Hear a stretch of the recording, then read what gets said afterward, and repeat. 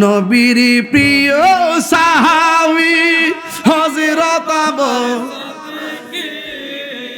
বলো নবীর প্রিয় সাহাবী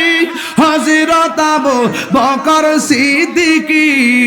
ওরে ভালোবেসে শুইল পাশে ভালো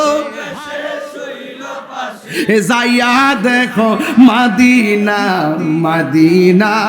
মদিনা আসে গো মুমিনের ঠিকানা বলুন মদিনা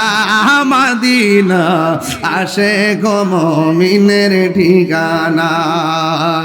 জালালউদ্দিন সুয়ুতি ৭৫ বার দেখল নবীজি জালালউদ্দিন জি এতবার দেখিয়া নবী এতো জ্বালা তাহার মিটে না।